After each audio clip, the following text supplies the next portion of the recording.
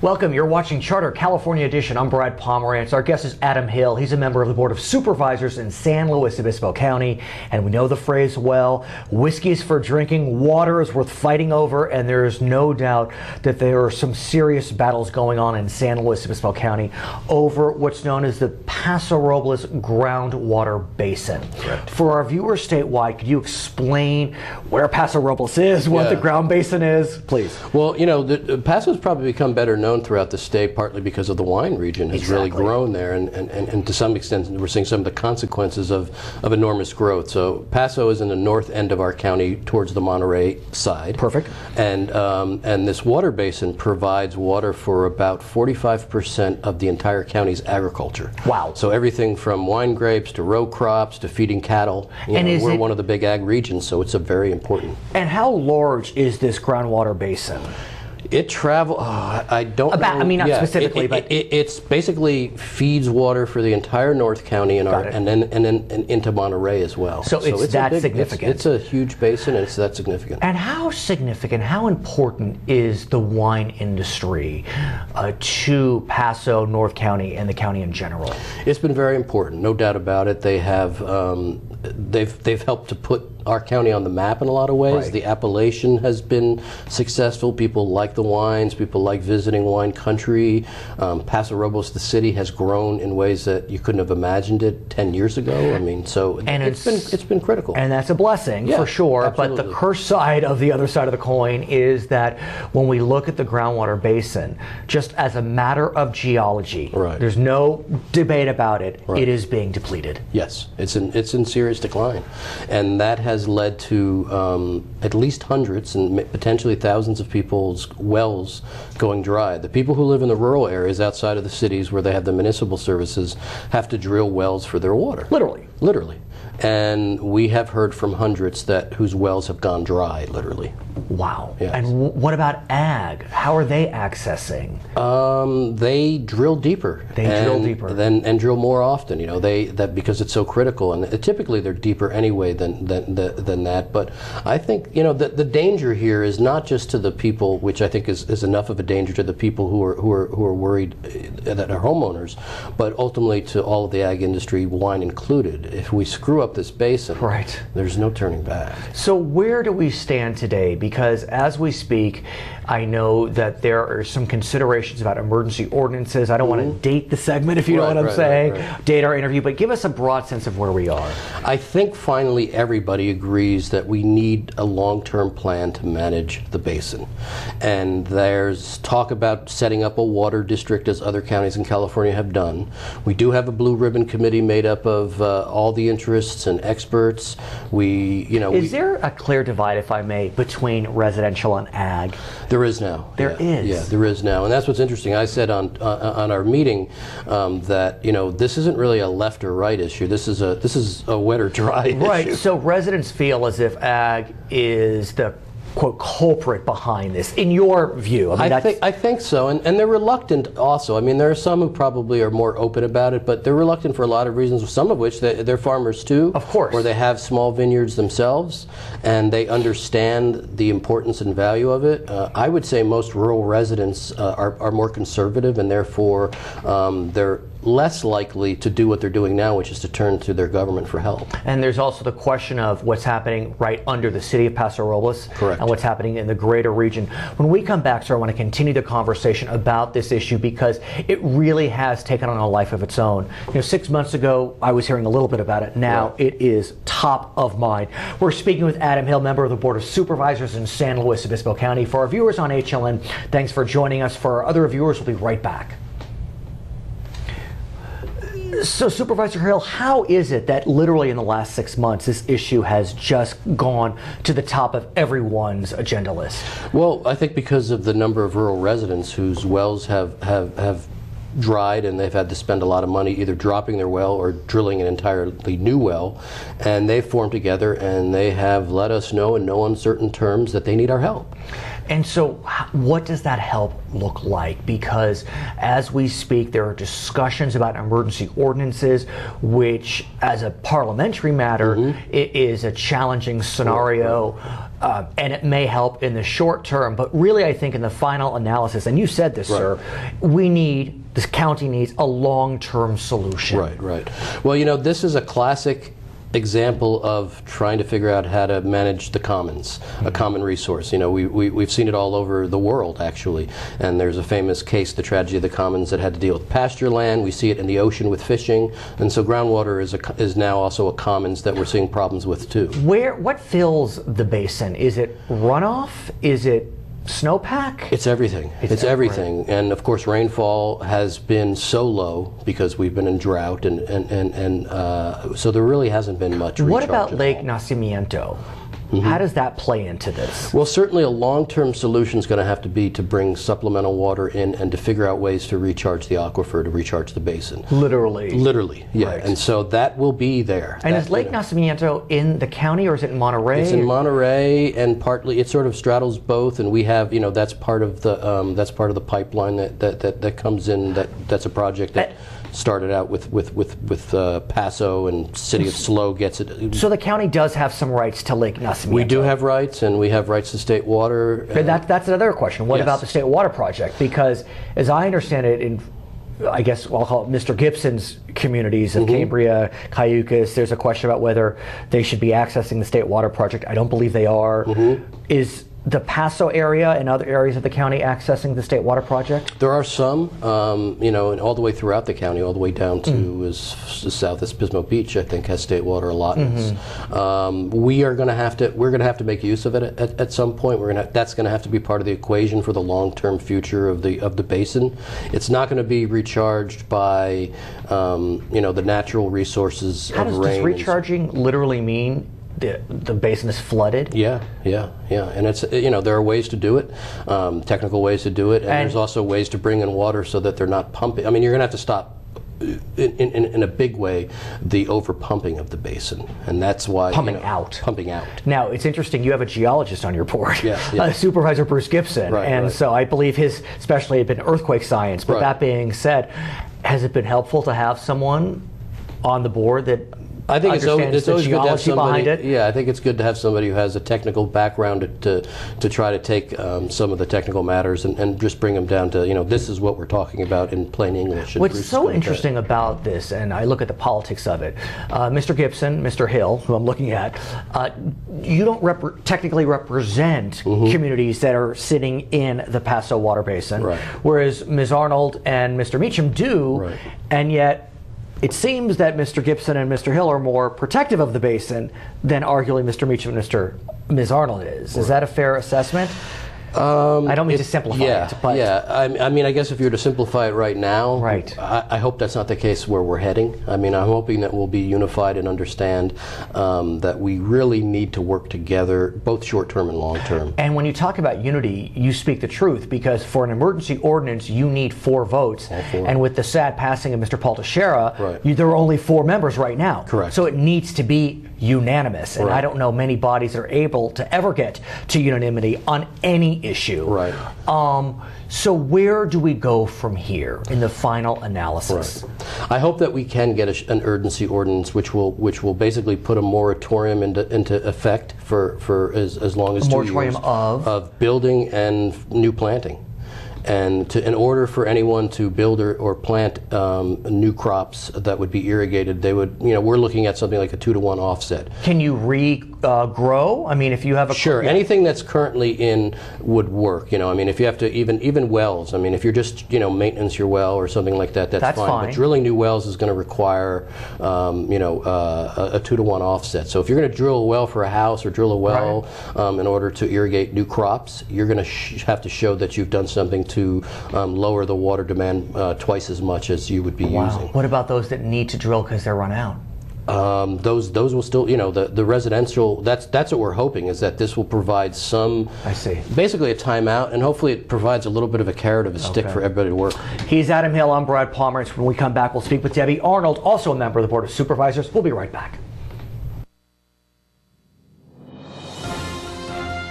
What percentage of California's water comes from groundwater? 15%, 30%, 40%, or 50%? Roughly 30% of water deliveries in California come directly from groundwater.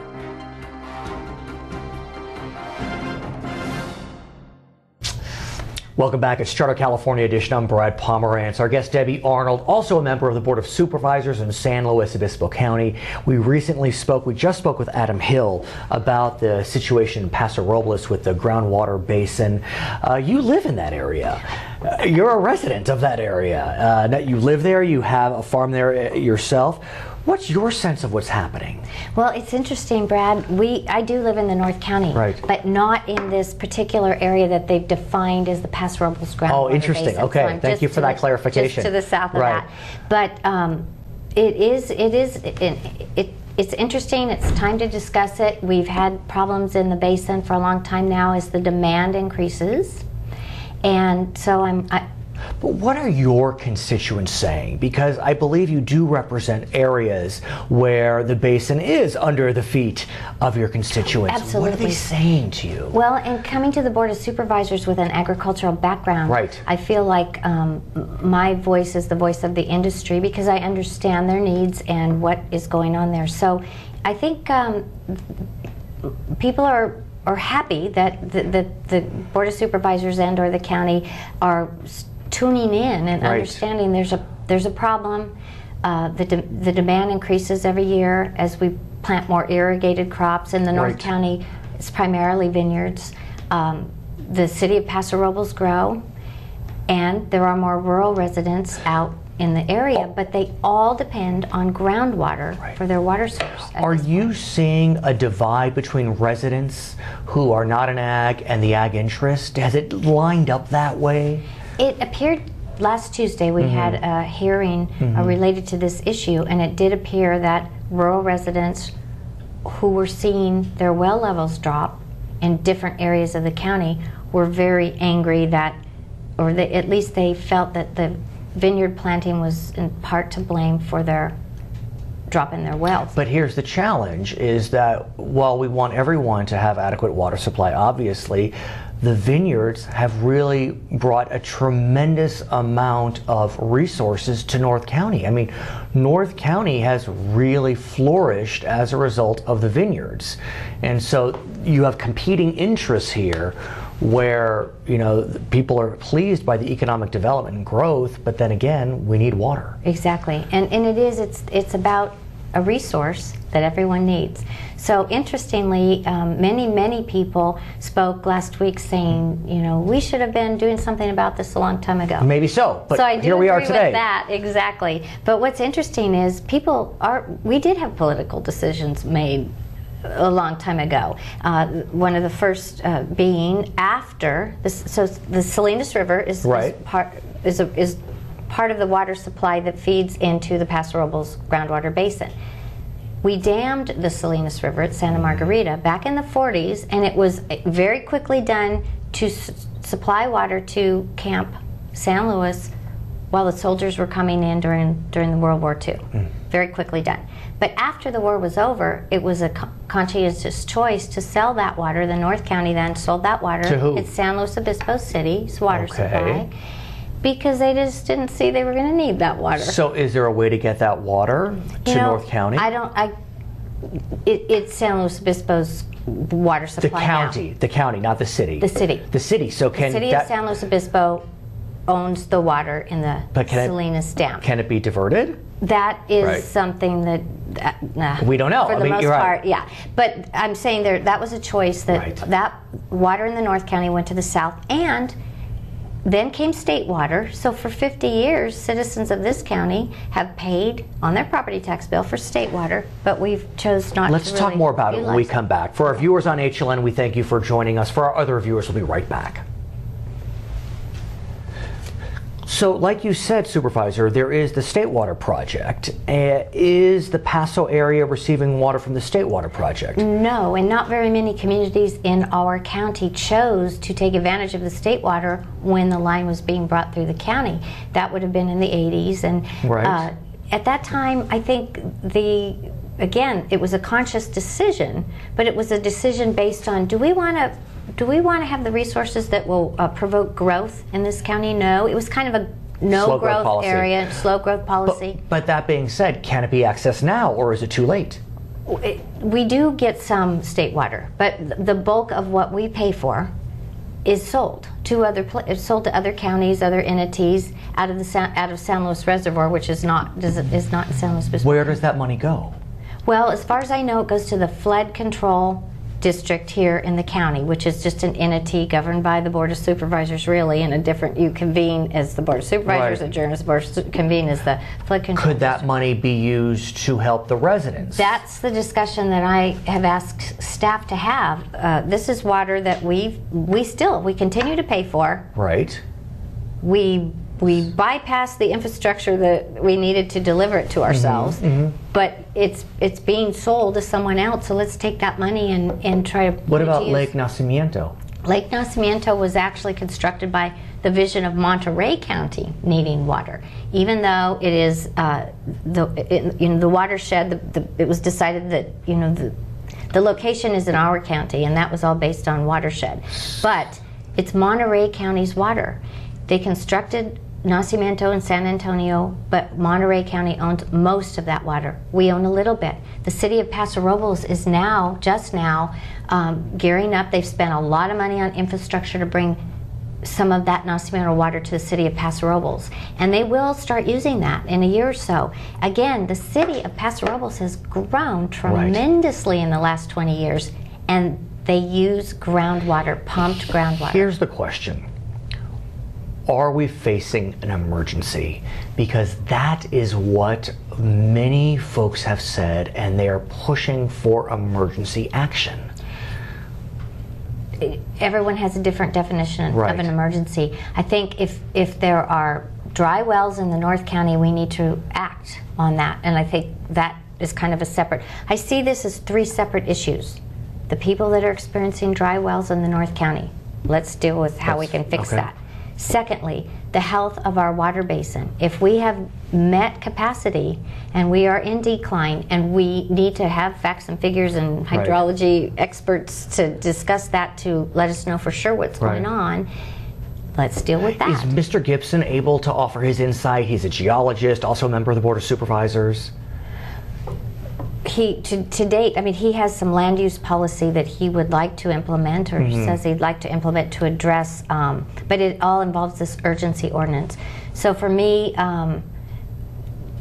what constitutes an urgency ordinance is versus just another ordinance is the fact that you bypass the public process. So there's what's the third area? So you had the first area is the people in North County. The second area is the groundwater basin. What's the third question? And then the third question is, the economics of the county, where we want to go, and how we are planning for our land. So aside from the question of an emergency ordinance, what about a long-term solution? I mean, ultimately, that's what the county needs. And, well, a long-term solution, and there are lots of options. There are places in the state of California, a lot of them. Los Angeles is one. They cannot support the demand in Los Angeles without importing water from somewhere else.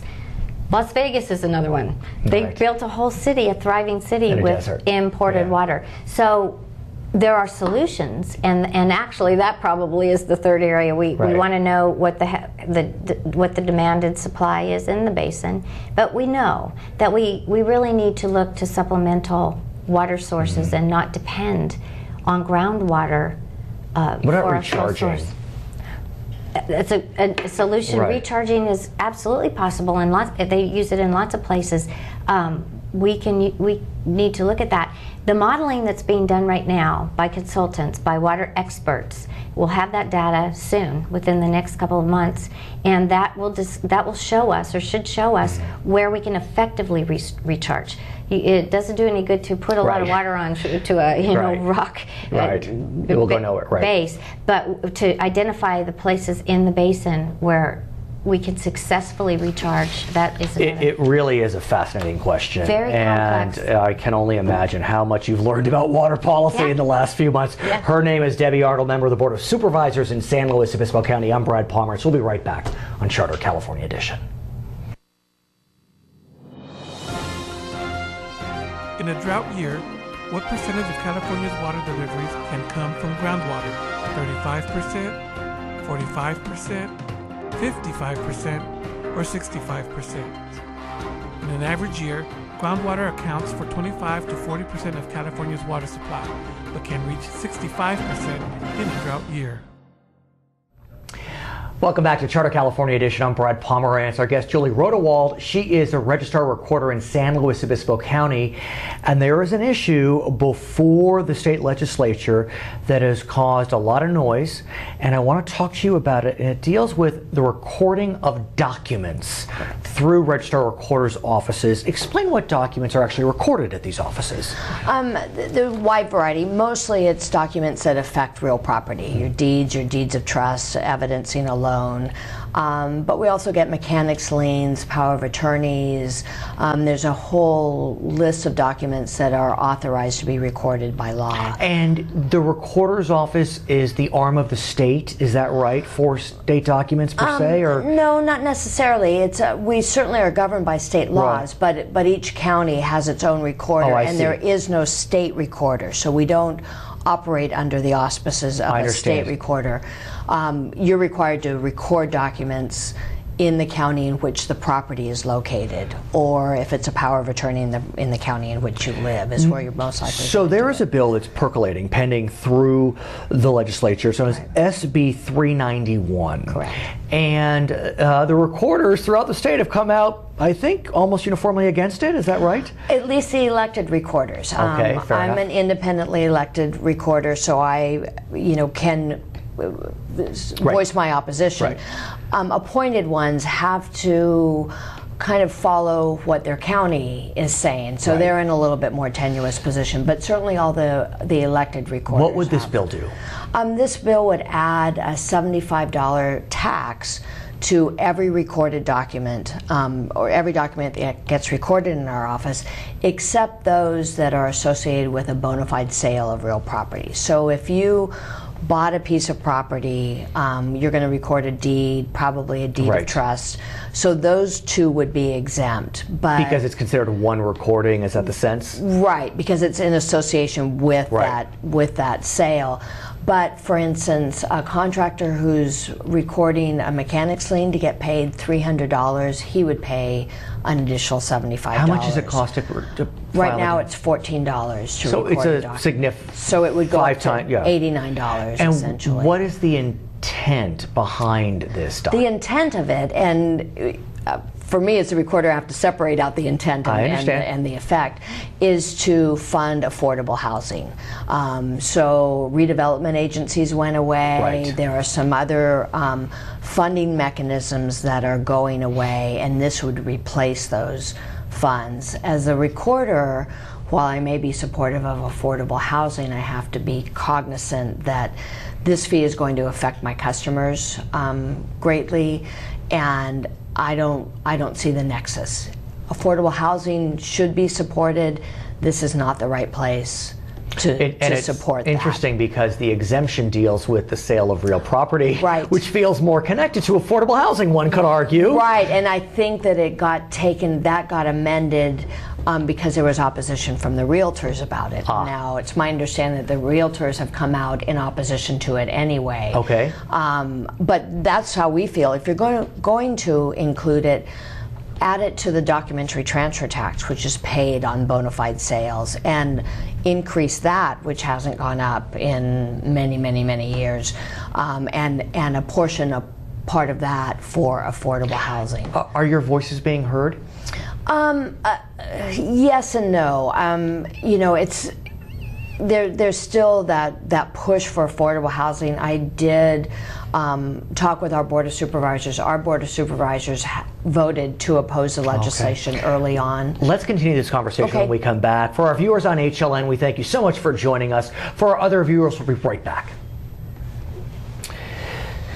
So, Ms. Rodewald, you said your Board of Supervisors has come out against SB 391. Right. You've come out against it. Right. As I understand it, as we speak today, it's made it out of the Senate. It's percolating in the Assembly. What now? How do you put that final voice before your members and say, this is just, it's not what we want? So all of those of us who are opposing it have been talking to our own Assembly members, and I've certainly had the conversations with Assembly Member Ashajian. Right. Right now it's in two committees in the Assembly. We'll have people present at those committees. Is there an association of, there is? County recorders, yes. Okay, and we do have a lobbyist. We pay a lobbyist to assist us with legislation such as this or legislation that we propose. We've readdressed all of our letters. I think really if it's going to be defeated, it will either be on the Assembly floor or at the governor's office. Yeah, because you do have a couple of short chances. You could, I mean, the governor does veto, and he vetoes bills even if supported by his party. Right. I believe the main sponsor is a Democrat in the Senate, but that doesn't necessarily mean much to this, what some have called a maverick governor. Right, and certainly there's he made a campaign pledge that he wouldn't pass any taxes that didn't go. Is this a tax or a fee? It is a tax. It's considered a tax? And they are, they're need admitting 2/3? it's a tax, yes. They do need 2/3. So they got 2/3 in the Senate.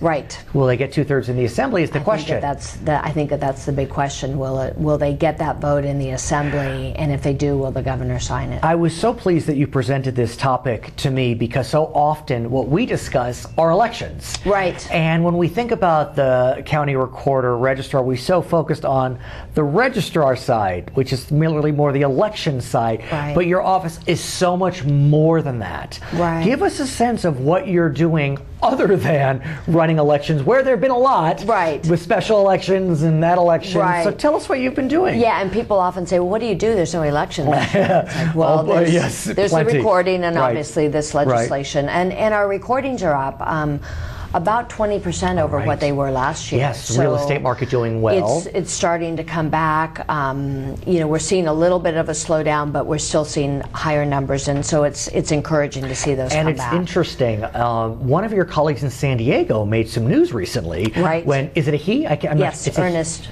He chose to fight the Supreme Court's decision to allow for same-sex unions. Right. And he filed an action to prevent. Right. That ultimately, I believe he withdrew the action. He did withdraw it, just last week. But what's interesting, though, Ms. Rodewald, is that who would have thought, unless you know about the inner workings of the office, that would be his role? Because, forget the politics of it. Right. He is the appropriate party. Right. Because that's what your office does. You deal with marriage licenses. Yes, it's a philosophical difference. But in terms of what our role is, yes, we deal with marriage licenses. We're also the Commissioner of Civil Marriages, so we also perform marriage ceremonies in our office. Do you get to? I do sometimes, not as often. We actually have volunteers who come in. Oh, right, you told me about that. Right. So, but we're a nation of laws, and my position is ministerial. It's not to agree or disagree with he got a lot of flack for what he did. So because it is we're not there to put our personal preferences or our personal likes and dislikes and you on run our office. As a nonpartisan. It's a nonpartisan office. Yes, it's a nonpartisan office. And it's interesting, I spoke with the Secretary of State, Deborah Bolin. Her office is partisan, but she's been pushing to make it nonpartisan because, in a sense, she's the state version of you. Right. Yeah, I think that it is one of those state superintendent of schools is nonpartisan. Right, and you would think between the two, the Secretary of State, who's dealing with elections day in and day out. And it shouldn't be elected on a party line. It should be elected on the basis of who really is the best I was candidate. actually interviewing her at a state convention. She happens to be a registered Democrat, and I asked her, what do you think about the next election? She said, that's not for me to say. Right. And this is a perfect reason why I want this office to be nonpartisan. Right. So as we think about your duties, you also act as the clerk of the board. Correct. What does that mean? So we provide staff. It's not me. Okay. I provide staff that that is actually clerks the meeting. So they're there during the meetings. They take the minutes. We preserve all the records. Other things that we do, we accept lawsuits for the county. We've claims against the county. You're so are filed busy with us. So it's kind of a myriad of I hear you. Her name is Julie Rodewald. She is the Recorder Registrar of San Luis Obispo County. I'm Brad Pomerance. Thank you so much for watching Charter California Edition.